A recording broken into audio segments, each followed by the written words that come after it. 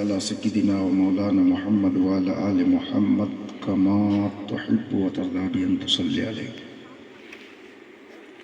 صلاة وسلام عليك يا رسول الله صلى الله تعالى عليه وسلم। পবিত্র নুরানি মঞ্চের সুশিক্ষিত সম্মানিত শ্রদ্ধেয় নির্বাচিত নির্ধারিত সভার সভাপতি মহাশয়, ওলামা একরামগণ, তলবায়ে জামগণ, সম্মুখে বসে থাকা ইসলাম দরদি ভাতৃবর্গগণ, পর্দার আড়ালে বসে থাকা মা ও বোনেরা, সমবয়স্ক সঙ্গী ও সাথীরা, আসসালামু আলাইকুম ওয়া রাহমাতুল্লাহি ওয়া বারাকাতুহু। আলহামদুলিল্লাহ, সমস্ত প্রশংসা আল্লাহ তাবারক ওয়া তাআলা দরবারে নিবেদিত, যিনি এক ওয়াহদাহু লা শারীক, যিনার প্রশংসা করে গিয়ে বলে শেষ করা যায়নি ও যাবে না। আসুন সকলে মিলে সেই মহান স্রষ্টা আল্লাহ তাবারক ওয়া তাআলার প্রশংসা বা শুকরিয়া আমরা একই বাক্যে আদায় করি। সবাই পড়ি আলহামদুলিল্লাহি রাব্বিল আলামিন। তাহার পরে পরে শান্তির ধারা বর্ষিত হোক, অর্পিত হোক নবী পাক সাহিব লাউলাক তাজদারে মদিনা রাহাতে কালবসিনা হুজুরপুর নূর সাল্লাল্লাহু তাআলা আলাইহি ওয়াসাল্লামের প্রতি লক্ষ লক্ষ বার, কোটি কোটি বার অগণিত দরুদের ধারা প্রবাহিত হোক। সবাই বলি আল্লাহুম্মা আমিন। ব্রাদারান ইসলাম, খুতবার পরে পরে অভ্যাস মোতাবিক আল্লাহর পবিত্র কালামে পাক হইতে এক টুকরা মশহুর ও মারুফ মুকদ্দাস আয়াতে কারিমা তেলাওয়াত করার সৌভাগ্য অর্জন করেছি। ইনশাআল্লাহ তাআলা আয়াতে কারিমাকে লক্ষ্য রেখে অল্প কিছুক্ষণ আলোচনা করব, তারপর ইনশাআল্লাহ তাআলা দোয়া হবে, তাবারুক নেবেন বা খাবেন, তারপর ইনশাআল্লাহ বাড়ি যাবেন। তবে আসুন, বলার ও শোনার পূর্বে সকলে মিলে প্রাণ ভরে জোরে সোরে নবী ও আলে নবীর উপরে মনকে আয়নার মতো পরিষ্কার করে সবজে গম্বাদের খজরার দিকে নিজের মনোধ্যানকে লাগিয়ে নবী ও আলে নবীর প্রতি ঝুমে ঝুমে দরুদে পাকে ডালি পেশ করি। সবাই পড়ি আল্লাহুম্মা সাল্লি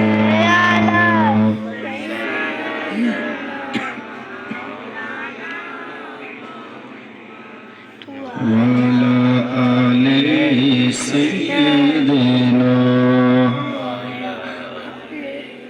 সাইয়্যিদিনা মাওলানা।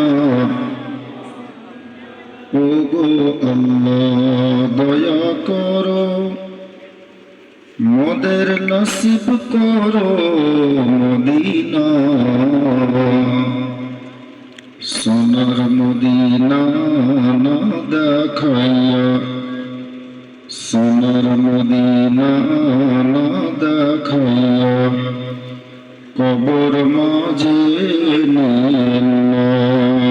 আল্লাহুম্মা সাল্লি আলা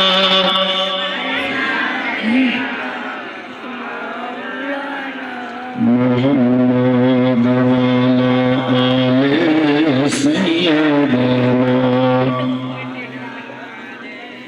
সাইয়্যিদিনা মাওলানা মুহাম্মদ। জাহর লাগি কান্দিস রে মন, সে তো সোনার মদিনা। জাহর লাগি কান্দিস রে মন, সে তো সোনার মদিনা।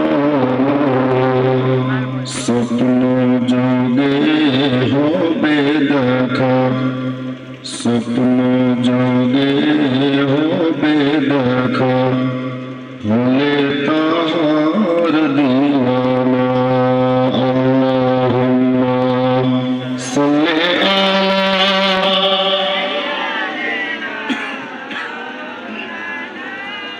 মুহাম্মাদ ওয়া আলি সাইয়্যিদিনা ওয়া আলি সাইয়্যিদিনা মাওলানা মুহাম্মদ সাল্লাল্লাহু তাআলা আলাইহি ওয়াসাল্লাম। হযরত নবী, রাত অনেক হয়ে গেছে, রাত এতক্ষণ জলসা শেষ হয়ে যাওয়ার কথা। যাই হোক, ঠান্ডা রাত, আমি ডানে বামে কথাকে নিয়ে যাচ্ছি না, মহব্বত সম্পর্কে বলবো।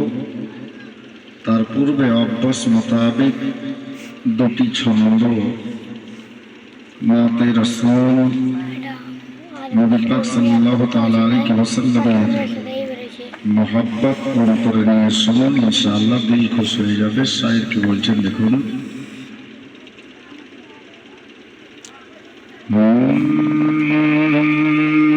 कि क्या बताऊं मैं कितना ইকো দিন না, যা ছিল ওই ভালো আছে। ইকো দিলে বুঝতে পারবে না লোক, তাহলে আমার বলে লাভ হবে না। কারণ আমি যেটা বলবো পাবলিক বুঝতে না পারলে আমার বলে লাভ কি। क्या बताऊं मैं कितना दिलरुबा मदीना है, क्या बताऊं मैं कितना दिलरुबा मदीना है, क्या बताऊं मैं कितना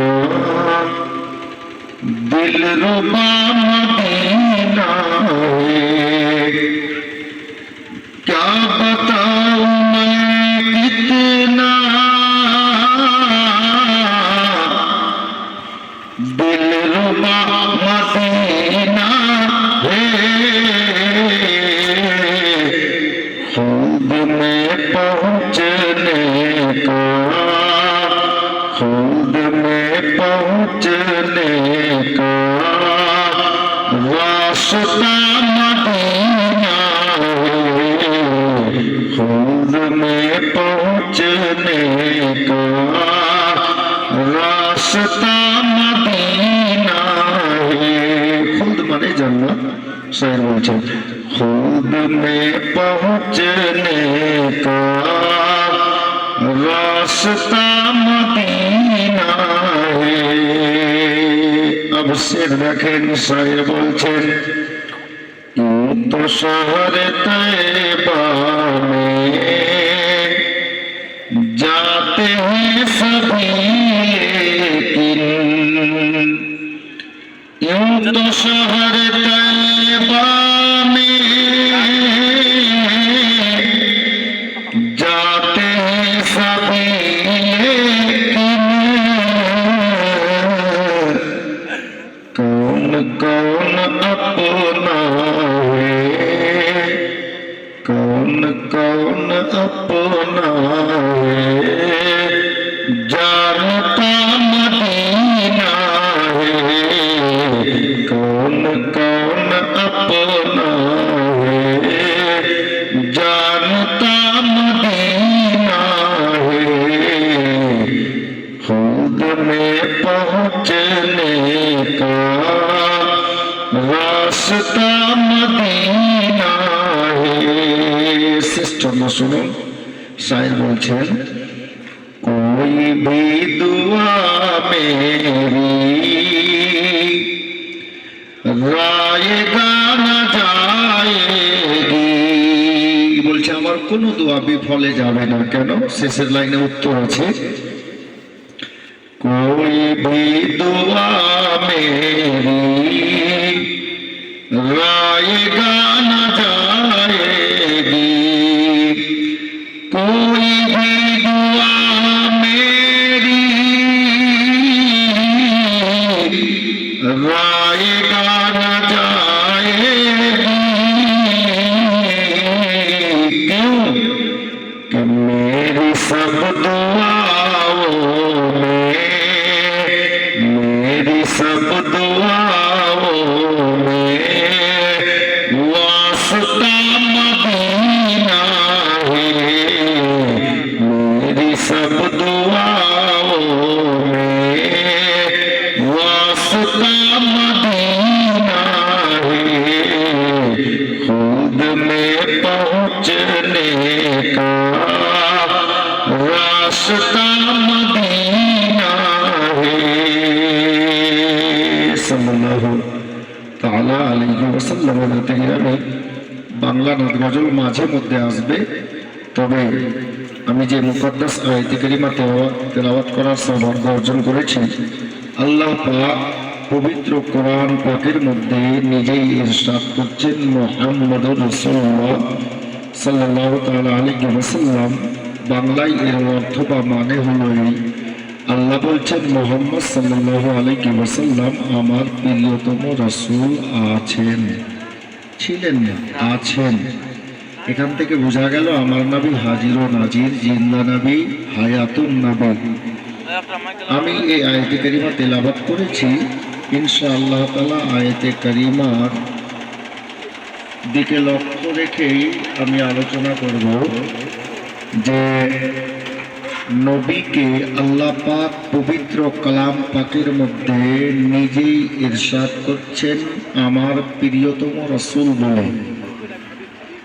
আমি প্রত্যেকটা দাদা ভাই জওয়ান ছেলেদেরকে খাস করে বলবো যে আমরা নবীকে কতটুকু ভালোবেসেছি বা ভালোবাসতে পেরেছি। যেই নবীকে আল্লাহ নিজেই প্রিয়তম রাসূল বলে ডাক দিলেন, যদি ইতিহাস তোলা যায়, তারিখ দেখা যায়, তাহলে ইতিহাসের পাতায় লেখা আছে যে আমরা অতটুকুও ভালোবাসতে পারিনি যতটুকু আমার নবীকে মক্কা জঙ্গলের হরিণীরা ভালোবেসেছে। আমরা নবীকে হ্যালো গল্প না, কারণ রাত অনেক হয়ে গেছে, আমি একটাও দুনিয়াবি কোনো কথা বলছি না। বুঝো, বসেছো কষ্ট করে যখন, একটু বুঝো। কারণ জলসা শুনলেই যে আপনি বড় হয়ে গেলেন এরকম ব্যাপার নেই। জলসা শুনছেন, নেকি পাচ্ছেন, আলহামদুলিল্লাহ, কিন্তু শোনার পরে আমল করবেন তো জিন্দেগিটাই পরিবর্তন হয়ে যাবে আর জান্নাতের হকদার হয়ে যাবেন। আমল করা লাগবে। কটা কথা বলেন, এমন কোনো ভাষা বলবো না যেটা বুঝতে পারবেন না। আমি যেটা বলতে চাইছি শুনুন, আল্লাহর নবীকে আমরা অতটুকু ভালোবাসতে পারিনি যতটুকু মক্কার বেজান কাকর পাথর আমার নবীকে ভালোবেসেছে। তার কারণ আমরা শুধু মুখে নারা লাগাই, নবী কা দামান নেই চড়েঙ্গে, গৌস কা দামান নেই চড়েঙ্গে, খাজা কা দামান নেই চড়েঙ্গে। ছাড়িয়েন না, আমি এর বিপক্ষে না, আমিও এরই পক্ষে। আপনি বলছেন, আমিও বলি। তবে বাবা, দামান কখন ছাড়বেন না? যখন ধরবেন তখন বলবেন ছাড়বো না। আপনি ধরেছেন কিনা এটা আপনাকে খবরই নেই, বলবেন কি করে? আপনি মক্কার ইতিহাস তুলে দেখুন, নবীর একটা হুকুম পেয়ে যাওয়াতে একটা খেজুরের গাছ নিজের জায়গা থেকে উঠে মানুষের মতো চলতে চলতে নবীর সামনে গিয়ে হাজির। আর আমার নবী আবার ইশারা করে দিলেন, হুকুম করে দিলেন, এই গাছ তুমি যেখান থেকে আসলা নিজের জায়গায় যাও। তো গাছটা নিজের নবীর ইশারা পেয়ে নিজের মনে আবার মানুষের মতো চলতে চলতে গিয়ে নিজের জায়গায় বসে গেল, দাঁড়িয়ে গেল। তাহলে বুঝা কি গেল? তারিখে লেখা আছে, তাহলে বুঝা কি গেল? বুঝা এটাই গেল যে নবীর হুকুম গাছ মেনেছে, নবীর ইশারায় গাছ চলেছে। আজ আপনি বলছেন নবী কা দামান নেই চড়েঙ্গে, আমি প্রত্যেকটা জওয়ান ভাইকে বলছি, হয়তো একটু লাগতে পারে। আপনি বলছেন নবী কা দামান নেই চড়েঙ্গে, এখন জলসার মাহফিল থেকে উঠে ঘুমানোর আগে মোবাইল হাতে নিয়ে আপনি 1.5 ঘন্টা ফ্রি ফায়ার খেলবেন আর বলছেন নবী কা দামান নেই চড়েঙ্গে। একটু বুঝবেন সবাই না, কিছু ছেলে। সামনে কদিন পরে, আজকে হলো মঙ্গলবার, বুধ বৃহস্পতি, দুদিন মাঝখানে যাবে শুক্রবারে জুমা। এখন বললেন নবী কা দামান নেই চড়েঙ্গে, আর কিছু ছেলেকে দেখবেন আমের বাগানে বসে মোবাইলে গেম খেলছে, জুমা পড়তে যায়নি, আর ও বলছে নবী কা দামান নেই ছোড়েঙ্গে। ভাই ধোকাবাজি নারা লাগায়ও না। নবীর দামান ছাড়বে না যে লোকটা, ওই লোকটা জুমাও ছাড়বে না। সামনে রোজা আসছে, রোজাও ছাড়বে না। পয়সাওয়ালা হলে হজও ছাড়বে না। সাহিবে নেশাব হলে জাকাত দেওয়া বন্ধ করবে না। নবীকে ভালোবাসতে হলে ওই মতো ভালোবাসো। হাজরাতে বেলাল তো হতে পারবে না, তবে বেলালের কদমের ধুল সম পরিমাণ যদি নবীকে ভালোবেসে নেন, হয় না হয় বেলালে হাফসির মোহাব্বতের ওসিলায় আপনি জান্নাতি হয়ে যাবেন।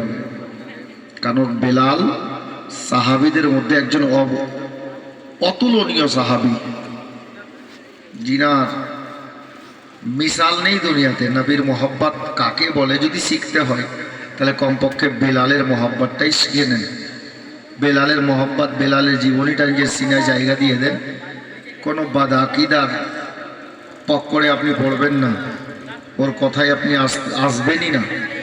কারণ হযরতে বেলালের ইশক নবীর সঙ্গে এমন ছিল যে হযরতে বেলাল নবীর মোহাব্বতে কাঁদছিলেন। আল্লাহ তাবারাক ওয়া তাআলাকে বেলালের ইশক এত পছন্দ ছিল নবী মুহাম্মদের সঙ্গে যে আমার নবী দরবারে হযরতে জিবরিলকে পাঠালেন আমার আল্লাহ। আর জিবরিল আমিন এসে বললেন, ইয়া রাসূলুল্লাহ, আল্লাহ বলে পাঠালেন আপনার বেলাল যদি আজ আজান না দেয় তাহলে কিয়ামতের সকাল পর্যন্ত আর সকাল হবে না, রাতই থাকবে, অন্ধকারই থাকবে। তাহলে চিন্তা করেন নবীর সঙ্গে বেলালের ইশক কেমন ছিল, বেলালের প্রেম কেমন ছিল। উনি আজান দিতে পাননি বলে, আজান দিতে পাবেন না ফজরের টাইমে বলে একই মতো সারা রাত মসজিদে নববীর কোনায় বসে কাঁদছিলেন। আর আজ আমরা তো কেতাবে পড়েছি বাপ, চোখে দেখিনি, কারণ ওই পাওয়ার তো আল্লাহ আমাদেরকে দেননি। আমরা কেতাবে পড়েছি যে আজান শুনে শয়তান পালায়। আজ দেখবেন যে আজান যখন হয় কিছু মুসলমান পালাচ্ছে। একটু ভাবার বিষয় আছে বাপ। জলসা করছি আমরা হাজার হাজার টাকা খরচ করে, লাভ কি হবে যদি আমল না করেন? তো একটু ভেবে দেখেন, নিজের জ্ঞানে, ক্ষুদ্রতম জ্ঞানে ভেবে দেখেন। আপনি আমল করলেন না, শুনলেন, নেকি তো পেলেন, কারণ আল্লাহ নবীর মাহফিলে বসে আছেন। এই জায়গাটা আপনাদের গোবিন্দগঞ্জ বলে সম্ভবত, গোবিন্দগঞ্জ। এটা গোবিন্দগঞ্জ বটে, তবে এই দুয়া হওয়া পর্যন্ত আমরা কিন্তু গোবিন্দগঞ্জে নেই। এখানে আল্লাহর নবীর ফরমান অনুযায়ী আমরা জান্নাতের কিয়ারিতে বসে আছি। আমার নবী বলেন যেখানে আল্লাহ আল্লাহ রাসূলের জিকির আজকার গুণগান গুণকীর্তন বর্ণনা করা হয়, ওই জায়গাটা জান্নাতের কিয়ারিতে পরিণত হয়। আল্লাহর অগণিত ফেরেশতারা ওখানে হাজির থাকে। তো আমরা এখানে জান্নাতের বাগানে বসে আছি। যার কারণে বলবো বাপ, আজকে ওয়াদা করে নেন যে ইনশাআল্লাহ আগামীকাল থেকে যারা নামাজ পড়ছেন না নামাজ পড়বেন। সামনে রোজা চলে আসছে কদিন পরে, রোজার দিকেও খেয়াল রাখবেন। আমি ওদিকে নিয়ে যাব না, আমি শুধুমাত্র এইটুকু বুঝাবো আপনাদেরকে নবীর ইশক, নবীর প্রেম, নবীর ভালোবাসা সাহাবীদের মধ্যে কেমন ছিল। ইতিহাস তুললে দেখবেন সাহাবীরা আমার নবীকে এত ভালোবেসেছেন যে সাহাবীগণ নবী পাকের মহব্বতে নিজের গর্দান কাটিয়ে দিয়েছেন, নিজের গলা কাটিয়ে দিয়েছেন। মা বোনদেরকে বলবো, মা, আমার নবীকে মদিনার মেয়েরা নিজের প্রাণ থেকে তো আওলাদ থেকেও বেশি ভালোবাসতেন। একজন মায়ের কাছে প্রিয়তম বস্তু বা প্রিয়তম জিনিস, সবচাইতে প্রিয়তম একটা মায়ের কাছে তার ছেলে, তার মেয়ে। মায়ের কাছে বাচ্চা খুব প্রিয়তম হয়, কারণ একটা ছেলে যদি কয়লার চাইতে বেশি কালো হয়, গোটা গ্রামের লোক তাকে না ভালোবাসে, কিন্তু মা ঠিকই তাকে নিজের সোনা বলেই ডাকে, হীরা বলেই ডাকে। একটু ভাববেন, আমি মাদেরকে বলছি, বোনদেরকে বলছি, মদিনার মেয়েরা আমার নবীকে কত ভালোবাসতেন জানেন? আল্লাহর নবীর দরবারে একজন মদিনার মেয়ে, উহুদের যুদ্ধের ঘটনাতে লেখা আছে, আল্লাহর নবী যখন উহুদের ময়দানে যাচ্ছিলেন সাহাবীদেরকে নিয়ে, একটা মা বেরিয়ে আসলেন, কোলে একটা দুধ পান করা বাচ্চা ছিল। আমার নবীকে বলছেন, ইয়া রাসূলুল্লাহ, আপনার মহব্বতে আমি এই বাচ্চাটাকে আল্লাহর রাস্তায় ইসলাম ধর্মের মহব্বতে কুরবানি দিতে চাই। আমার নবী বললেন, হ্যাঁ গো মা, মদিনার মেয়েটাকে বলছেন আমার নবী, আচ্ছা মা বলো তো, তোমার ছেলেটাকে তুমি কুরবানি দিতে চাও, তো একে আমি যুদ্ধের ময়দানে নিয়ে গিয়ে কি করব? আমি ঘটনা কেটে বলছি বোঝানোর ক্ষেত্রে। তো আমি একে নিয়ে গিয়ে কি করব? তা আমার নবীকে ওই মেয়েটা বলছে, হুজুর, আমিও জানি আমার ছেলেটা যুদ্ধ করতে পারবে না, না তালোয়ার চালাতে পারবে, না ঘোড়ায় বসতে পারবে, না ঘোড়ার লাগাম টানতে পারবে, না তীর চালাতে পারবে, না বল্লম মারতে পারবে, কিছুই পারবে না। আমার নবী বলছেন, মা বলো তো, তাহলে এই বাচ্চাটাকে নিয়ে ময়দানে, যুদ্ধের ময়দানে কিভাবে যাব, কিভাবে কি করা যাবে বলো? মেয়েটার জজবা দেখো। আমি মা বোনদেরকে বলবো, মেয়েটার জজবা দেখো, জজবা, মেয়েটার দিল দেখো, কি বলছে, মন দেখো। মেয়েটা বলছে, ইয়া রাসূলুল্লাহ, আমি জানি আমার ছেলে যুদ্ধ করতে পারবে না, কিন্তু নবী গো, আমার ছেলেটাকে আপনি নেন, আপনি আমাকে ফিরিয়ে দিয়েন না হুজুর, আপনি দয়ার নবী, মায়ার নবী। আমার বড় শখ, আমার স্বামী তো নেই বাড়িতে, আর বড় ছেলেও নেই, যার জন্য আমার ইচ্ছা ছিল যে আমার স্বামী যদি থাকতো বাড়িতে, আপনার সঙ্গে আমি ইসলামের জন্য যুদ্ধ করতে আপনার মহব্বতে ময়দানে পাঠাতাম, আর আমার স্বামী শহীদ হয়ে যেত, আমি আল্লাহর শুকরিয়া আদায় করতাম যে আমি একটা শহীদের স্ত্রী। কিন্তু সেই কিসমত তো আমার হলো না। তো এই বাচ্চাটাকে আপনি নিয়ে যান, আপনি নবী যখন ময়দানে যাবেন কাফির বেদিন মুশরিকদের সঙ্গে যুদ্ধ করতে, তো আমার ছেলেটাকে আপনি নিজের বাম হাতে ঢাল বানিয়ে নিয়েন। ঢাল কোনটাকে বলে জানেন? যুদ্ধ যারা করে তাদের হাতে একটা এই মতো বড় গোল দেখে থাকে না, ওটাকে ঢাল বলে। বলে এই বাচ্চাটাকে ঢাল বানিয়ে নিয়েন। ঢালের কাজ, আপনি ডান হাতে তালোয়ার চালাবেন বা বল্লম চালাবেন, আর ঢালের কাজ হলো আপনাকে বিপক্ষ পার্টি যদি তীর মারে, তালোয়ার মারে, ওটা দিয়ে আড়বেন যেন গায়ে না লেগে যায়।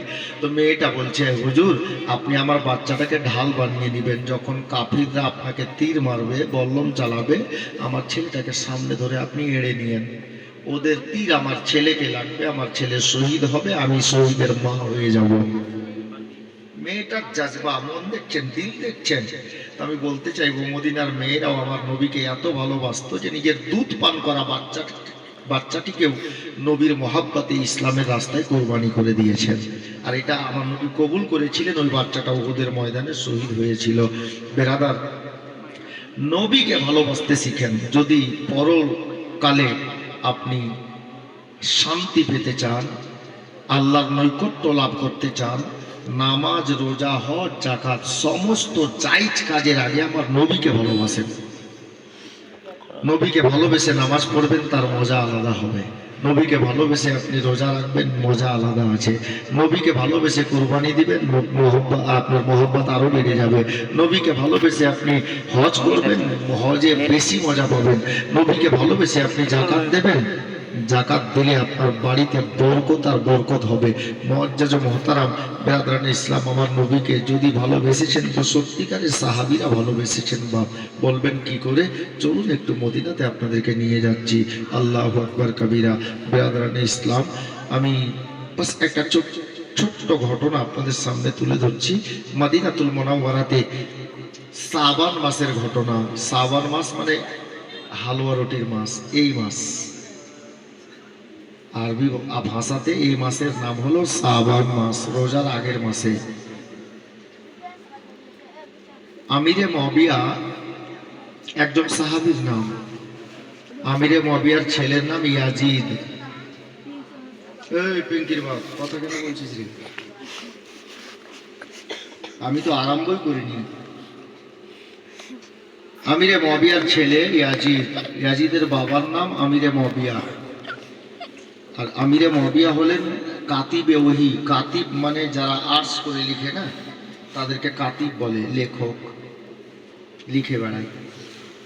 কাতিব ছিলেন উনি। কিসের কাতিব ছিলেন? কোরআনের। আল্লাহ নবীর প্রতি কোরআন নাজিল হতো, নবী পাক বলতেন সাহাবীদেরকে যে এটা এটা নাজিল হয়েছে, আজকে এই সূরা, আজকে দুটো আয়াত, আজকে একটা আয়াত। যিনারা লিখে রাখতেন, আমি এক কিতাবে পড়েছি, উনাদের সংখ্যা ছিল 13 জন। তো ওই 13 জনের মধ্যে একজন আমিরে মুআবিয়াও ছিলেন, যার জন্য কাতিবে ওহী উনাকে বলা হয়েছে। তা আমিরে মুআবিয়ার ছেলে ইয়াজিদ, আমিরে মুআবিয়া যখন 60 হিজরিতে রজব মাসে, মানে এর আগে মাসটাতে, এটা শাবান মাস, এর আগের মাসে উনি ইন্তেকাল করলেন। বাবা ইন্তেকাল করলেন, ইয়াজিদ পালিদ নতুন বাদশাহ হয়ে গেল। বাদশার বেটা বাদশাহ হয়ে গেল। তো যখন বাদশাহ হয়ে গেল, ইয়াজিদ তো শরীয়ত বিরোধী কাজ করত, সমস্ত কাজ শরীয়ত বিরোধী করত, একটা ভালো কাজ করতো না। যেটা শরীয়তে হারাম ওটাকে ও হালাল বলতো, যেটা নাজায়েজ ওটাকে জায়েজ বলতো। এই করে বাবার ইন্তেকালের পরেও যখন বাদশাহ হলো, তো বাদশাহ হয়ে যাওয়ার পরে প্রতিটা রাজ্যে, প্রতিটা শহরে একটা করে চিঠি পাঠালো। আর চিঠিতে লিখলো কি? চিঠিতে লিখলো যে এই গভর্নর শোনো, গভর্নর বলে একটা ডিস্ট্রিক্ট যিনি চালান ওনাকে, যেমন আমাদের মালদা ডিস্ট্রিক্ট, আর মালদা ডিস্ট্রিক্টকে যিনি চালান ওনার নাম, ওনাকে কি বলে, কি বলে জি জানা নেই? Head of the department Malda ডিস্ট্রিক্টের, যিনাকে ডিএম বলে, ডিএম, বুঝে গেছেন? ডিএম। তো এই ডিএম সাহেবকে ধরুন, এটা উদাহরণ দিচ্ছি আমি, কেতাবে লেখা আছে গভর্নর, ওই গভর্নরদের কাছে চিঠিটা পাঠালো কে? ইয়াজিদ। আর চিঠিতে কি লিখলো? আমার বাবা আমিরে মবিয়া ইন্তেকাল করে গেছেন, এই খবরটা গোটা শহরে দিয়ে দাও। আর শোনো, আমি ইয়াজিদ বলছি, আমার বাবার ইন্তেকালের পরে আমি নতুন বাদশাহ হয়েছি, আমার হুকুম বা আমার অর্ডার, আমার নির্দেশ, আমার নামে শহরের সবাইকে বয়াত করো, মানে মুরিদ করো। পীর মুরিদি আজ থেকে নেই, 1400 বছর আগে থেকে আছে। ই নালাইক বেনামাজিও বলছে, দেখেন কত বড় দুষ্ট। বলছে আমার নামে মুরিদ করো, বয়াত করো। এই কথাগুলো লিখে প্রত্যেকটা জেলাতে, শহরে পাঠিয়ে দেওয়া হলো। সাথে সাথে চিঠিগুলো পাঠানো হলো, যেমন কাদসিয়া, বুসরা, কুফা, মদিনা। তো মদিনা শরীফে যে লোকটা গভর্নর ছিল, ওই লোকটার নাম কিতাবে লেখা আছে ওলিদ বিন উকবা, মনে রাখবেন, ওলিদ বিন উকবা। ওলিদ বিন উকবা নামক লোকটি চিঠিটা পেল। এই চিঠিটা, সবটা চিঠি একই নিয়মে লেখা ছিল, কিন্তু মদিনার চিঠিতে দু চারটা কথা বেশি লেখা ছিল। কি বেশি লেখা ছিল মনে রাখিও ভাই। এই বাবু, এই কথা শুন না, কথা শুন, রাত অনেক হয়ে গেছে, আমি যার জন্য কোনো কথা বলছি না, শুধু বুঝে যাও, আমি কিছু বোঝাতে চাইছি, কথা বলিও না বাবু।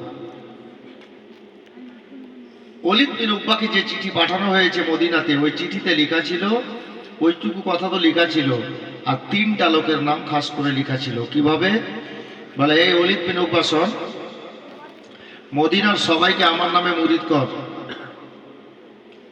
আর তিনটা লোককে সবার চাইতে আগে মুরিদ কর। ওই তিনটা লোককে, এক নম্বরে হুসাইন ইবনে আলী, আলীর বেটা হুসাইন। দ্বিতীয় নম্বরে আব্দুল্লাহ ইবনে জুবাইর, মানে জুবাইরের বেটা আব্দুল্লাহ। তৃতীয় নম্বরে আব্দুল্লাহ ইবনে উমার, উমারের বেটা আব্দুল্লাহ। এই তিনটা লোককে আগে মুরিদ করো, আর এরা যদি মুরিদ হতে না বলে দেয়, তাহলে দরকার পড়লে তালোয়ার চালিয়ে দাও, গলা কেটে দাও। এই নালাইক লিখে পাঠিয়েছে ইয়াজিদ।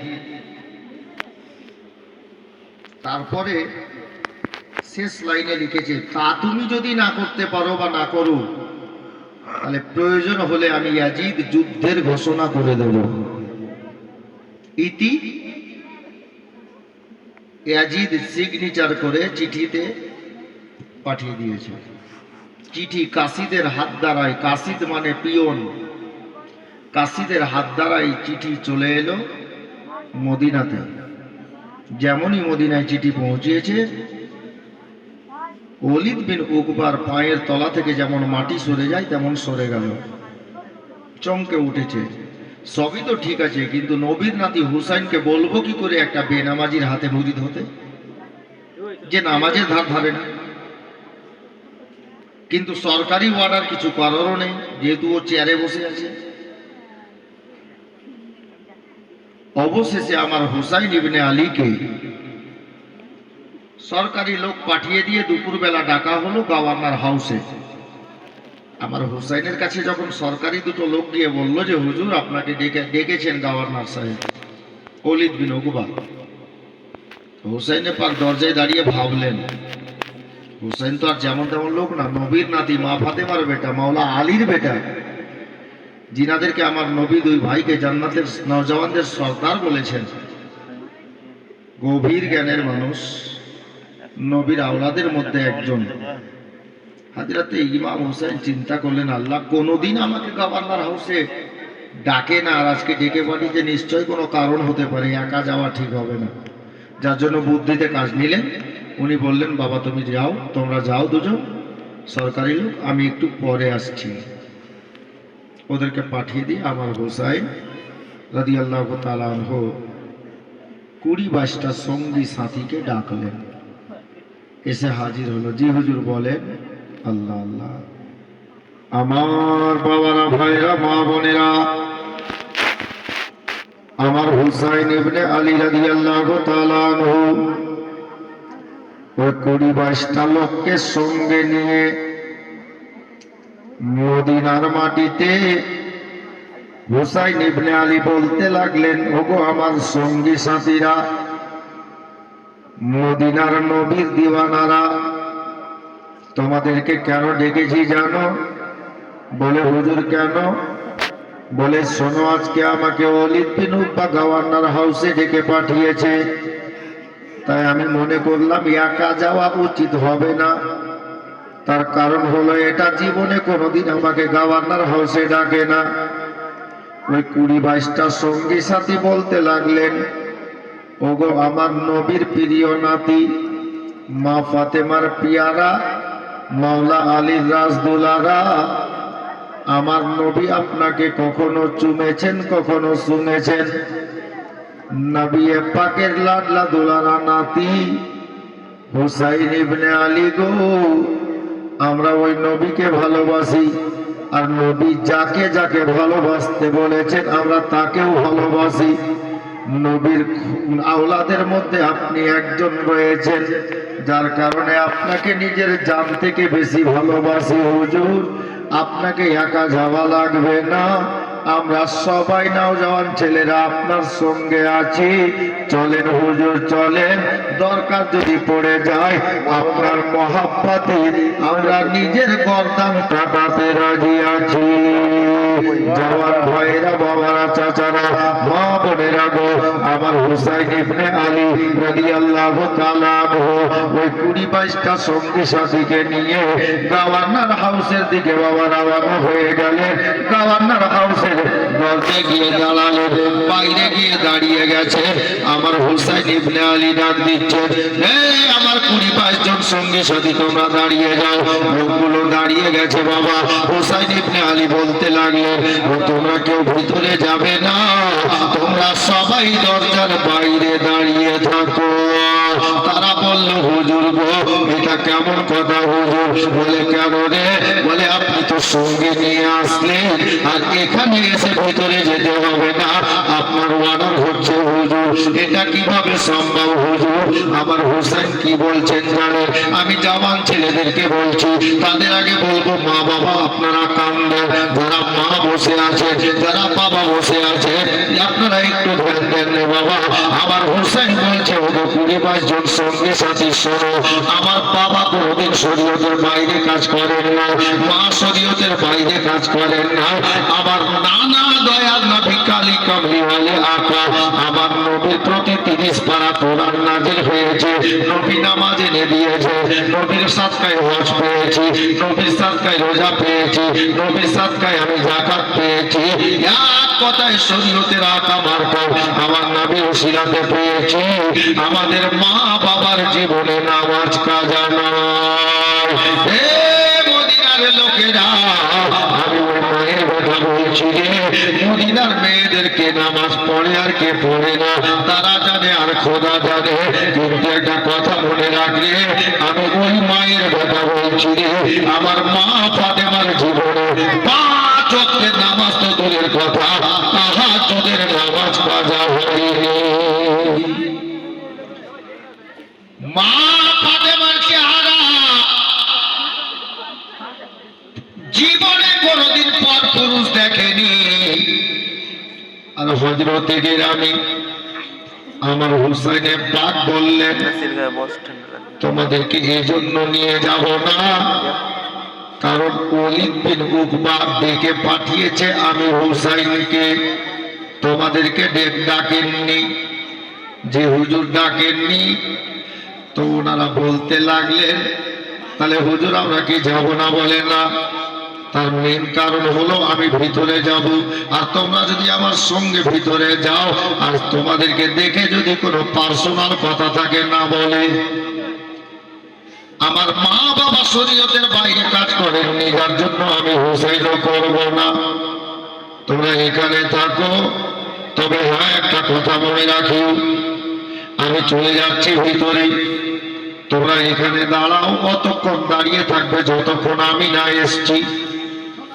ঠিক আছে হুজুর, কিন্তু একটা কথা মনে রাখিস, আমি একটা অর্ডার দিয়ে যাচ্ছি তোদেরকে। কি অর্ডার গো হুজুর?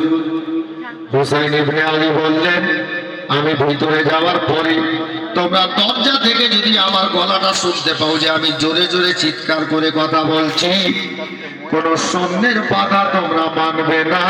আমি হুসাইন অর্ডার দিয়ে যাচ্ছি, তোমরা সবাই ভিতরে প্রবেশ করবে। এই বাবারা ভাইরা, ভিতরে আমার হুসাইন ভিতরে গেল। ওলীদ বিন উকবার নজর যখন আমার হুসাইনের চেহারাতে পড়েছে, হযরতে আমার হুসাইনের পাককে দেখে ওলীদ বিন উকবা নিজের চেয়ার থেকে বাবা দাঁড়িয়ে গেছে, সিংহাসন থেকে দাঁড়িয়ে গেছে, সালাম কালাম হয়ে গেল। ও বলতে লাগলো, ওলীদ বিন উকবা, ওগো ইবনে আলী, আসেন আপনি চেয়ারে বসেন। আমার হুসাইন বললেন, ওলীদ বিন উকবা, আমার হাতে বসার সময় নাই, কেন ডেকে পাঠিয়েছো তা আমাকে বলো। ওলীদ বিন উকবা বলল, হুজুর, প্রথম নম্বর কথা, এই দেখেন হাতে যেটা চিঠি আছে, চিঠিটা দামেস্ক থেকে এসেছে। এই দামেস্কের বাদশাহ আমিরে মুআবিয়া ইন্তেকাল করে গেছেন, তার খবরটা নেন। আমার হুসাইন ইন্না লিল্লাহ পাঠ করলেন, আর কোন কথা রে বলে, হুজুর বলতে তো মন চাইছে না, কিন্তু সরকারি অর্ডার বলতেই হবে। বল বাবা বল। ওলীদ বিন উকবা বলল, বলে হুজুর গো, ওই আমিরে মুআবিয়ার ছেলে ইয়াজিদ হয়েছে নতুন বাদশাহ, আর বাদশাহ নিজের হুকুম জারি করে দিয়েছে, মদিনার সমস্ত লোককে আমার হাতে বয়াত হতে বলেছে ইয়াজিদের নামে। আর নিচের দিকে দেখেন না হুজুর, 3টা নাম খাস করে চিঠিতে লিখে পাঠিয়েছে। 1 নম্বরে আপনার নাম, 2য় নম্বরে আব্দুল্লাহ ইবনে জুবাইরের নাম, 3য় নম্বরে আব্দুল্লাহ ইবনে উমারের নাম। আর এরা যদি মদিনা হতে না বলে দেয় হুজুর, তাহলে আমাকে বলেছে গলা কেটে নাও। আমি যদি তা না করতে পারি বা না করি, শেষে চিঠির শেষে লেখা আছে, ইয়াজিদ লিখেছে, প্রয়োজন হলে যুদ্ধের ঘোষণা করে দেব। হুজুর আপনি বলেন, কি বলবেন? আমার হুসাইন চিন্তা করলেন, আল্লাহ, আমরা চেয়ারের লালায়িত না, আমরা চেয়ারের অপেক্ষায় থাকি না, প্রয়োজনে আমরা নবীর বংশধর, নিজের চেয়ার অন্যজনকে সঁপে দিই। কিন্তু না না না, আজকে ইয়াজিদের হাতে হাত দেওয়া যাবে না।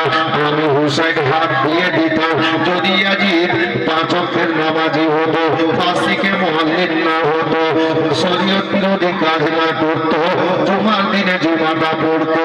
হে বেগাদার, এক কথা হুসাইন বললেন, আমি একজন নামাজি মায়ের বেটা, একজন নামাজি বাপের বেটা, আমার মা বাবা সত্যি সত্য, আমি সত্যবাদী নবীর নাতি, আর আমি হুসাইন একটা বেনামাজির হাতে হাত দেব কি করে, তাকে নিজের ইমাম বানাবো কি করে? এটা সম্ভব হবে না। কিন্তু আমার হুসাইন দিলে দিলে ভাবছিলেন, বাবা যদি এ কথাটা ডাইরেক্ট বলি তাহলে একটা ঝামেলা দেখা দেবে, একটা সমস্যা বেঁধে যাবে, যার কারণে বুদ্ধিতে কাজ নিচ্ছেন আমার হুসাইন। ডাক দিলেন, হে ওলীদ বিন উকবা, এখন আমি তোমাকে কি করে এর উত্তরটা দেব? কেন গো হুজুর? বলে, বাড়িতে আবার যাওয়ার বেটা আছে, আমার ভাই আছে, আমার ছেলে মেয়েরা আছে, আর আমি হুসাইন এখন এখানে একা এসেছি, যার কারণে আমাকে একটু সময় দাও, আমি বাড়িতে যাব, আমরা সবাই বাপ বেটা মিলে বসবো, ভাই ভাতিজা মিলে বসবো, আর সবাই মিলে ফয়সলা করার পরে তোমাকে পরক্ষণে খবর করে দেবো এজিদের হাতে আমরা কি বলে বিক্রি হবো কিনা, এজিদকে নিজের ইমাম বানাবো কিনা। তাই ওলীদ বিন উকবা বাবা যেতে দিয়ে দিল। আমার হুসাইন বাবা বেরিয়ে আসলেন, মনটা খারাপ হয়ে গেছে। এবার বাইরে 20-22টা লোক বলতে লাগলো, হুজুর গো, ব্যাপারটা বুঝতে পারলাম না হুজুর, আপনার মন কেন খারাপ? আমার হুসাইন বলছে, মন খারাপ না, চলো বাড়ি যাই। আমার হুসাইনকে তারা জিজ্ঞেস করলো, হুজুর বলেন না ভিতরে কি হলো? প্রয়োজন হলে আমরা গলা কাটাতে রাজি আছি। আমার হুসাইন বললেন, রে আমার সঙ্গী সাথীরা শোনো, ওই মতো কোনো কিছু হয়নি রে।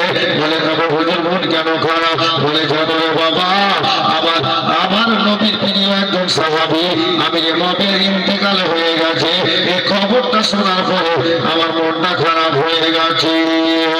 কাউকে কোনো কথা না বলে, কাউকে জানতে না দিয়ে বাবা আমার হোসেন দিলের মধ্যে কথা নিয়ে বাড়িতে গেলি। সারাদিন গত হলো, এটা দুপুর বেলার ঘটনা। দিনটা গত হয়ে গেল, সন্ধ্যা বেলাতে আবার গভর্নর হাউসের পরামর্শের মধ্যে ফয়সালা করেছে যে যাও আমার হোসেনকে আবার ডেকে আনো, কারণ আলীর বেটাকে যদি ছেড়ে দেওয়া হয়, মানুষ কথায় বলেছে সাপের বাচ্চা সাপ হয়, বাঘের বাচ্চা বাঘ হয়, শেরের বাচ্চা শের হয়। এটা হযরতে আলীর বেটা। যার বাবা হরিহরের প্রান্তে 40 মনের লোহার গেটকে একটা বাম হাতে এক হাতে তুলে হাতের ঢাল বানিয়েছিলেন। উনার বেটার নাম হলো হুসাইন ইবনে আলী। ওটা আলীর বেটা আছে, যা আলীর বেটাকে আবার ডেকে এই বেটাদের বাবার হয়ে আমার হুসাইনের দরবারে সন্ধ্যা বেলাতে আমার দুটা লোক চলে এলো আর এসে ডাক দিল, হুজুর আপনাকে ডেকে পাঠিয়েছেন গভর্নর হাউসে ওলীদ বিন উকবা। আমার হুসাইন বললেন সঙ্গে ভাই সরকারি লোক, এখন রাত হয়ে গেল, এখন আর আমি গেলাম না, যাও গিয়ে ওলীদ বিন উকবাকে বলবে আজকে রাতের সময় আমি চাইছি যে আজকে সকাল বেলাতে একটা খবর হয়ে যাবে, আমি হুসাইন এজিদকে নিজের ইমাম বলে মানবো কিনা, এজিদের হাতে হাত দেবো কিনা, এজিদকে নিজের আমিরুল মুমিনিন বলে মানবো কিনা, এটা আমি খবর সকাল বেলা করে দেব। ওলীদ বিন উকবা সদর সামন্ত বাড়িতে এসে গভর্নর হাউসে এসে ওলীদ বিন উকবাকে যেমন বলেছে বাবা, ওলীদ বিন উকবা একবারকে বেড়ে গেল, কারণ রাত হয়ে গেছে, সকাল হলে খবরটা পাওয়া যাবে। বাবারা ভাইরা মা বোনেরা এবার কি করছে না দেখুন দেখুন রে বাবা, আমার হুসাইনের দিকে বাবা একা একা অনেক চিন্তা ভাবনায় পড়ে আছে। আল্লাহ আমি করবো তো করবো কি, মাগরিবের নামাজের পরের ঘটনা রে বাবা, নামাজে এশার টাইম হয়ে গেল, আমার হুসাইন ইবনে আলী রাদিয়াল্লাহু তাআলা আনহু এক পা দুপা করতে করতে বাবা মসজিদে নববী শরীফে গেল, নামাজে এশা আদায় করলেন, মুসাল্লায় বসে গেছে, কোরআনের তেলাওয়াত হচ্ছে। এই বাবারা ভাইরা কোরআনের তেলাওয়াত চলছে, তাসবিহ তাহলিল চলছে, সবাই সাহাবীরা আমার নবীর দিওয়ানারা মসজিদে নববী শরীফ থেকে একের পর এক দোয়া দরুদ সেরে নিয়ে বাড়ি যেতে আরম্ভ করেছে। অবশেষে সবার শেষে বাবা আমার হুসাইন ইবনে আলী মুসাল্লা থেকে দাঁড়ালো। এই জওয়ান ভাইরা নবীর প্রেম কাকে বলে বোঝাতে চাইছে শোনো, আমার হুসাইন ইবনে আলী রাদিয়াল্লাহু তাআলা আনহু এবার মুসাল্লা থেকে উঠে এক পা দুপা করতে করতে নবী দরজাতে হাজির হয়ে গেল। নবী পাকের দরবারে সালাম জানিয়ে আমার হুসাইন ইবনে আলী রাদিয়াল্লাহু তাআলা আনহু এবার এক পা দুপা করতে করতে বাড়ির দিকে রওনা হয়ে গেল। বাবারা ভাইরা মা বোনেরা গো, আমার হুসাইন বাড়িতে গেলে বাড়ির মেয়ের গেটে দাঁড়িয়ে আমার হুসাইন নিজের প্রেমিকে ডাক দিলেন না, জওয়ান বেটা আলী আকবরকে ডাক দিলেন না, জওয়ান বেটা আলী আপনার কি বলে ইমাম সাইদুল আবেদিনকে ডাক দিলেন না, আর নিজের ভাতিজা 19 বছরের ভাতিজা হযরতে কাসিমকে ডাক দিলেন না, আব্বাস আলমদারকে ডাক দিলেন না, উম্মুর আবাবকে ডাক দিলেন না, জসিমের মাকে ডাক দিলেন না, তবে কাকে ডাকলেন বলে কিতাবে লেখা আছে ঘরের দরজায় দাঁড়িয়ে আমার হুসাইন ইবনে আলী বাবা নিজের আপনার কি বলে নিজের আপন বোন হযরতে সাইয়্যিদা জাইনাবকে ডাক দিয়ে দিলেন।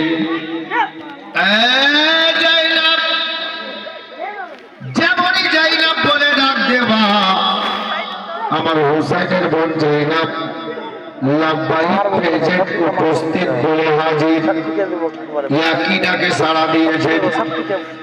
আমার হুসাইনের সামনে বেরিয়ে এলেন, দাদা কিছু বলবেন? আমার হুসাইন বললেন বন্ধু আজকে তোমার দাদা তোমার সঙ্গে একটা পরামর্শ করবে, যার কারণে ডাক দিয়েছে। তো বোন বলতে লাগলেন দাদা বলুন কি পরামর্শ?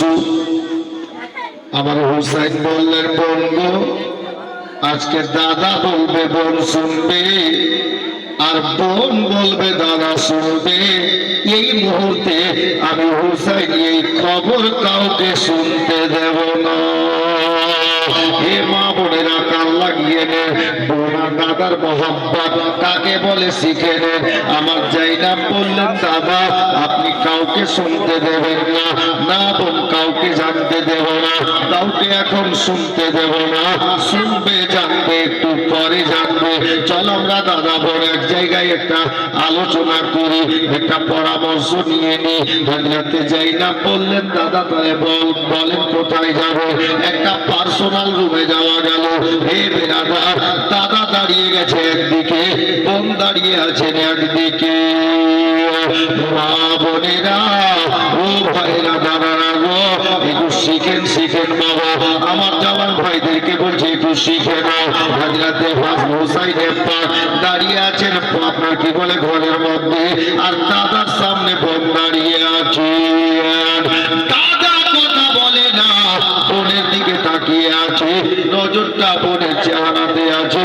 আল্লাহু আকবার কবীরা। এই ভাইরা অন্তর কেঁপে যায় কথাটা বলতে বলতে। আবার হুসাইন বোনের চেহারা দেখছে, আর দেখতে দেখতে হুসাইনের চোখ থেকে ঝরঝর করে অশ্রু মোবারক বেরোতে আরম্ভ করেছে।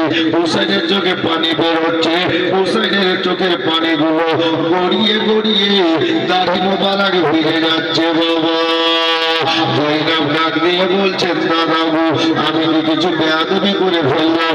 আমি কি কিছু ভুল করে ফেললাম?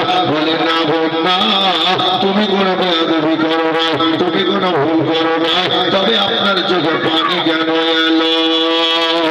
যাওয়ার ভাইরা, আবার নবীর প্রিয় নাতি হুসাইন ইবনে আলী মদিনাতে বোনের সামনে একা দাঁড়িয়ে। রে বাবা, নিজের বোন জাইনাবকে বলতে লাগলেন, বোন রে, আজকে তোমার দাদা হুসাইন বড় একা হয়ে গেছে, বড় একা হয়ে গেছে রে বোন। বলে দাদা বুঝলাম না।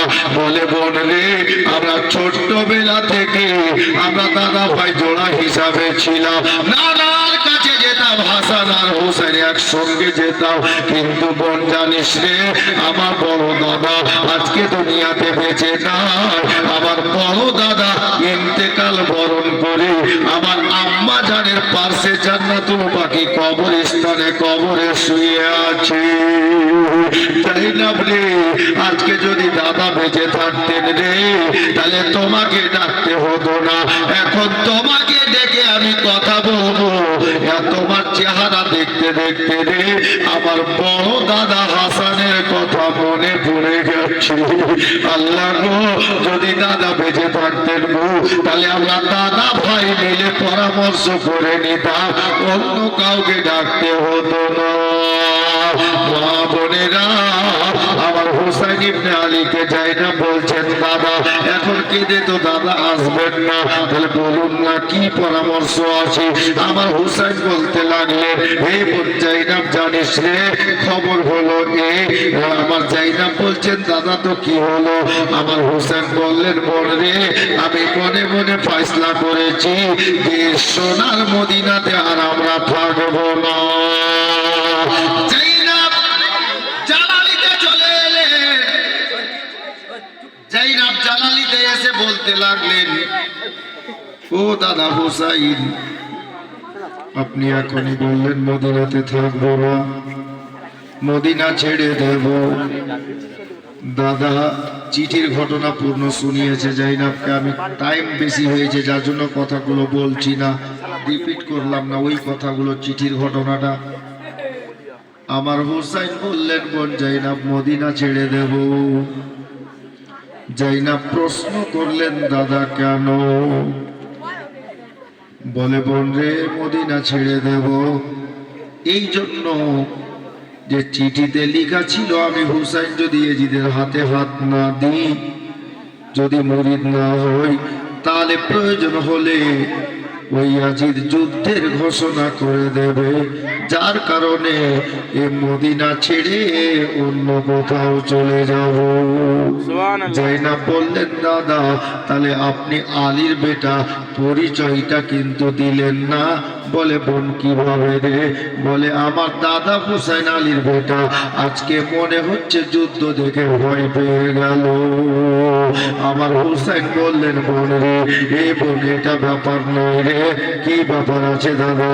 বলে, জানিস রে, তোর দাদা হুসাইনকে জানিস রে বোন? কি জানবো গো দাদা, মদিনা ছেড়ে দিতে চাইছেন যুদ্ধ করার ভয়ে। আমার হুসাইন বললেন, খোদার কসম বোন জয়নাব, আমি যুদ্ধের ভয়ে মদিনা ছাড়ছি না। তবে কেন ছাড়ছেন দাদা? আমার হুসাইন বলছেন, বোন জয়নাব জানিস, আমি তোর দাদার উত্তরটা নিয়ে নে। কি উত্তর রে বোন? কি উত্তর গো দাদা? বলে, দা বোন রে, তোর দাদা হুসাইন নবীর মহাব্বতে ইসলাম বাঁচাতে হলে আমি ইমাম হুসাইন দরকার পড়লে যুদ্ধ করতে রাজি আছি। প্রয়োজন যদি হয়ে যায় 22 বছরের বেটার কুরবানি দেব, ইসলাম বাঁচাবো। যদি দরকার পড়ে যায় জাওয়ান ভাতিজা 19 বছরের ছেলে, তার জাওয়ানি উঠিয়ে দেব, ইসলাম বাঁচিয়ে নেব। যদি তাতে না হয় আব্বাস আলামবারদার ভাইয়ের মতো ভাইয়ের বাজু কাটিয়ে দেব, আমি হুসাইন ইসলাম বাঁচিয়ে নেব। যদি তাতেও না হয় ইসলাম বাঁচাতে গিয়ে আমি হুসাইনের কচি ছেলে আলী আসগারকে শহীদ করিয়ে দেব, আমি ইসলাম বাঁচিয়ে নেব। এতেও যদি না হয় আমি হুসাইন নিজের গলা কাটাবো, ইসলামের পতাকা নিচা হতে দেব না। আমার জাইনাব বললেন, দাদা গো তাহলে আবার মদিনা কেন ছাড়বে? আমার হুসাইন তখন বলছেন, বোন জাইনাব শোন, কেন ছাড়বো? তাহলে কারণটা শোন রে বোন। বলে, দাদা কেন? বলে, বলতো রে বোন, আমার দাদা হাসানের কবর কোথায় আছে? বলে, মদিনাতে আছে। ছোট ভাইয়ের কবর মদিনাতে আছে, নানীদের কবর মদিনাতে আছে, আমার মাসিদের কবর মদিনাতে আছে। 10,000 চাইতে বেশি সাহাবীর কবর জান্নাতুল বাকি কবরস্থানে আছে।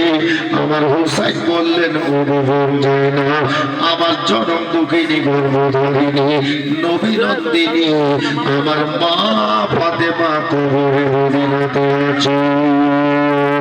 আর সব চাইতে বড় কথা হলো নিজের সাইডে 2 জন সাহাবীকে নিয়ে আমার মায়ার নবী গুম্বারে খাজরার নিচে আরাম করছেন। হে বোন জয়নাব, আজকে যদি ইসলামের জন্য আমি হুসাইনকে যুদ্ধ করতে হয়, আমি চুল পরিমাণে পিছন হটবো না। প্রয়োজন হলে বেটার কুরবানি দেব, দরকার পড়লে ভাতিজার কুরবানি দেব, ইসলাম বাঁচাবো। আর এই যুদ্ধ যদি মদিনাতে হয়, আমি হুসাইন যুদ্ধ মদিনায় করতে চাইছি না। কারণ এটা যদি যুদ্ধ করতে করতে এজিদি সৈন্য বাহিনীদের মধ্যে থেকে যদি কোন দুষ্ট দুরাচার আমার মায়ার নবীর কবরে কবর শরীফে কবরে আনোয়ারের বেয়াদবি করে দাও, তাহলে আমি হুসাইন 6 মাসের বেটার কুরবানি দিয়ে সয়ে নিতে পারবো রে। আমার নবী রওজার বেয়াদবি সইতে পারবো না।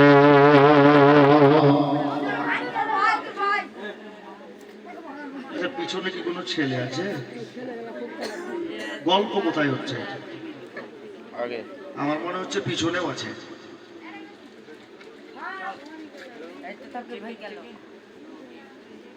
এই তোর নাম কি রে? হ্যাঁ, ইংলিশ বেশি শিখে নিয়েছিস? চেকিং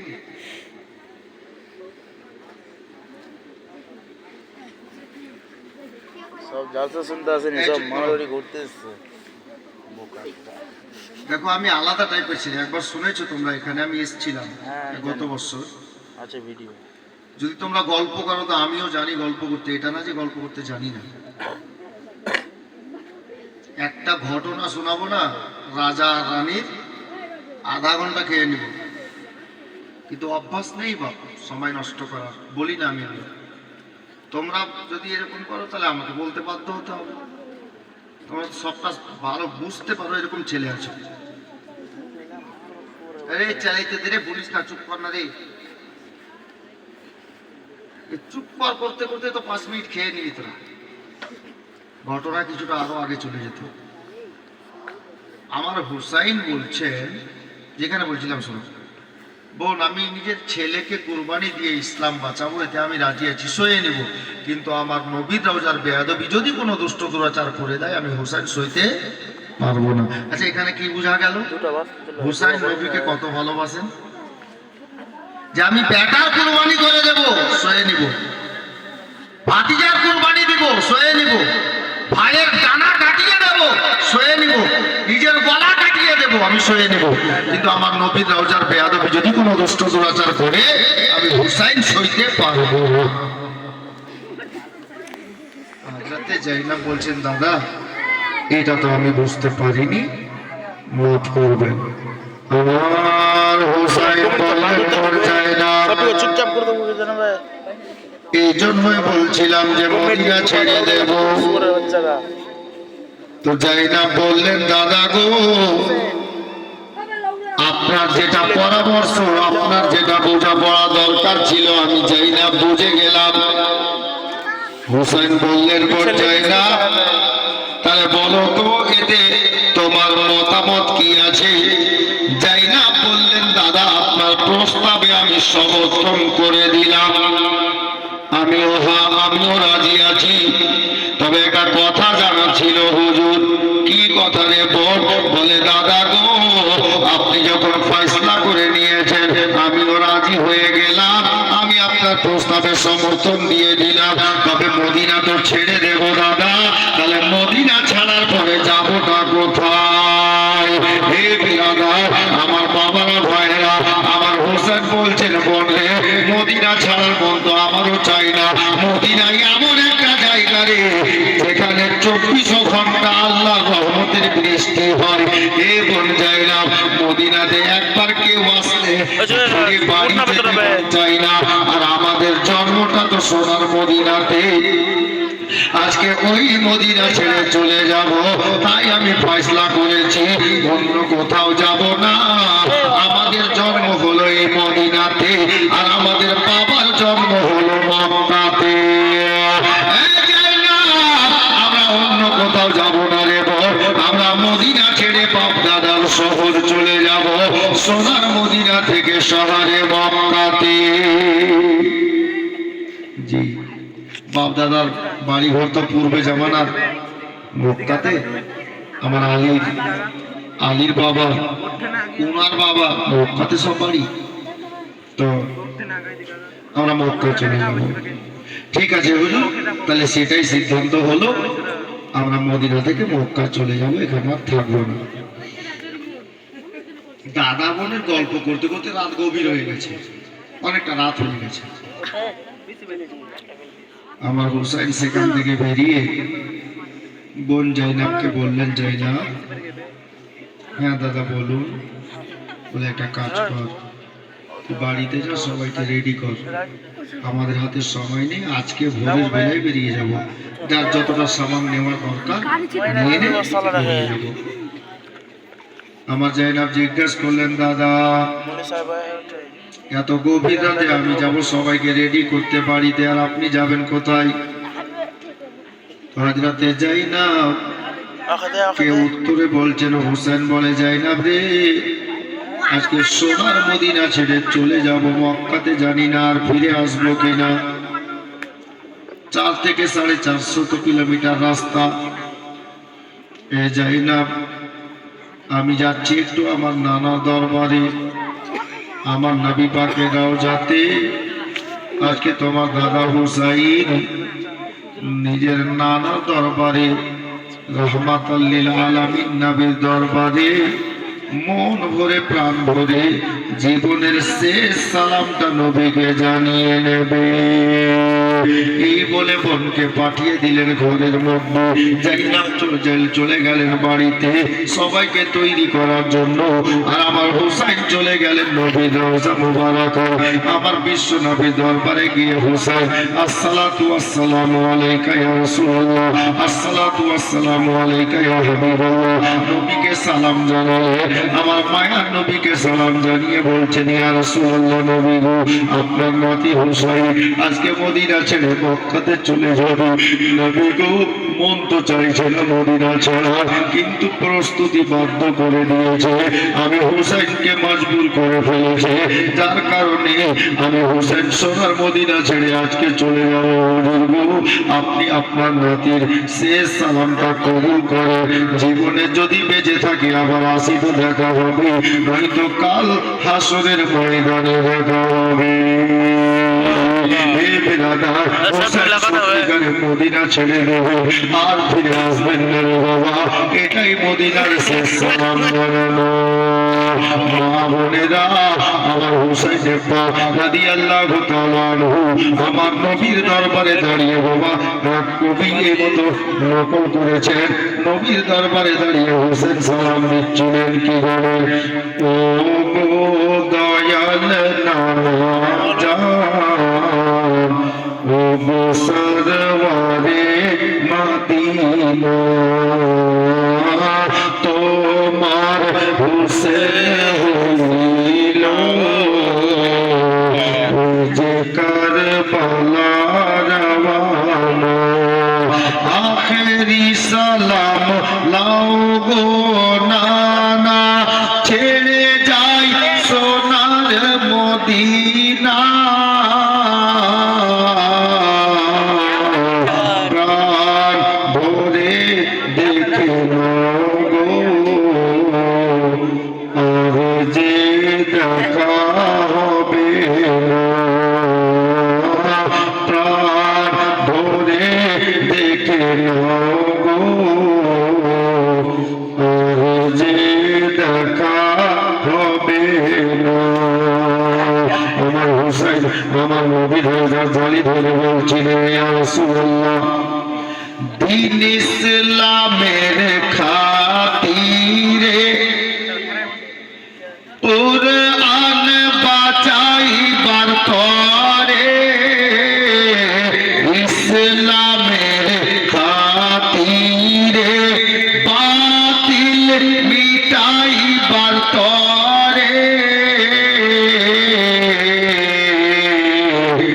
আল্লাহর রাহে কাটাবো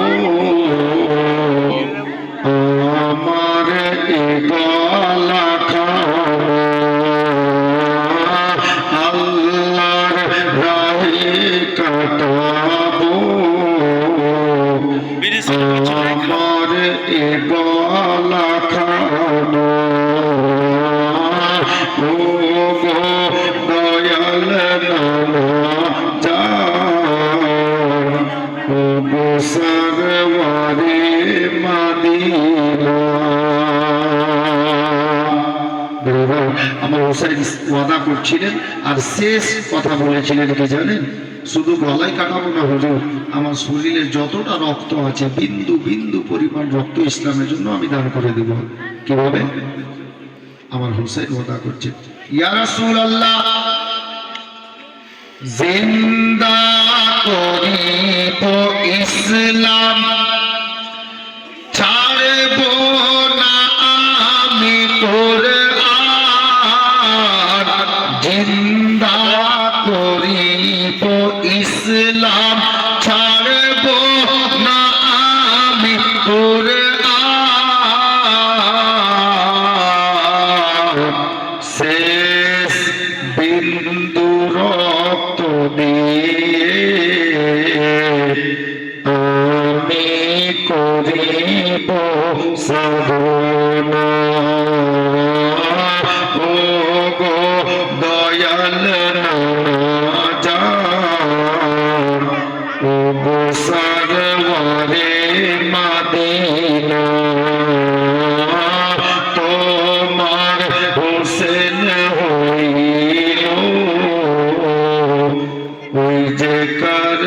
আল্লাহ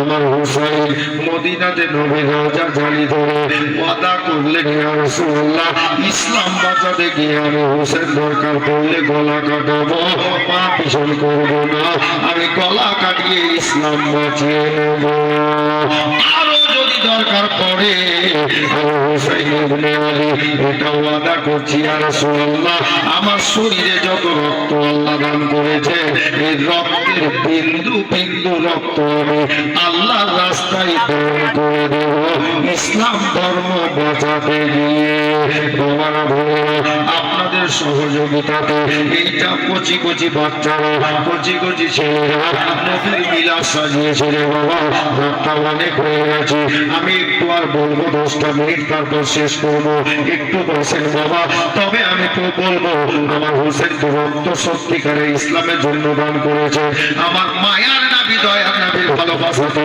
ইসলাম বাঁচাতে গিয়ে হোসেন সত্যি গলা কাটিয়ে দিয়েছে তারিখে লেখা আছে সবাই তো শুনেছেন যে বাবা আজকে এই মুহূর্তে এ বাচ্চাদের জন্য এই মিলাদে যে খরচ হয়েছে একটা আমি 5টা লোককে বলবো 500 টাকা করে টাকা আল্লাহ নবীর ভালোবাসায় দিতে পারবেন পারবেন কোন দাদা মাত্র 500 টাকা কোন ভাই আমার কোন জামান ছেলে আমার 500 টাকা পাঞ্জাতনের মহাব্বতে আল্লাহর রাস্তে নবীর মাহফিলে বসে এত বড় একটা প্রোগ্রাম একটা খরচ তো আছে রে বাবা সহযোগিতা আপনারা করেছেন বাচ্চারা সাহস করেছে হে বাবারা ভাইরা মা বোনেরা নবীর মহাব্বতে ভাই 200 টাকা একটু নিয়ে এসো আল্লাহু আকবার লোকটাকে তুমি এমনি ভাবো না লোকটা বড় চালাক আছে নিজেও ডেকে নিল তোমাকেও ডেকে দিল তোমার লাভ হলো দান তো করলো কিন্তু তুমি বয়ে এনে দিলা যার কারণে আল্লাহ পাক তোমার আমলনামাতে নেকি দান করবে যদি তুমি চলে নিয়ে আসলা আল্লাহু আকবার নারে তাকবীর নারে রিসালাত সুবহানাল্লাহ একজন আল্লাহর বান্দা 500 টাকা দিয়েছে আল্লাহ তুমি দানকে কবুল করো মনের আশা বাসনাকে পূর্ণ করো দ্বিতীয় নম্বরে একটা কোনো ছেলে 500 টাকা পারবেন 2 নম্বরে কেউ একজন বেশি তো চাইনি মাত্র 500 টাকা চেয়েছি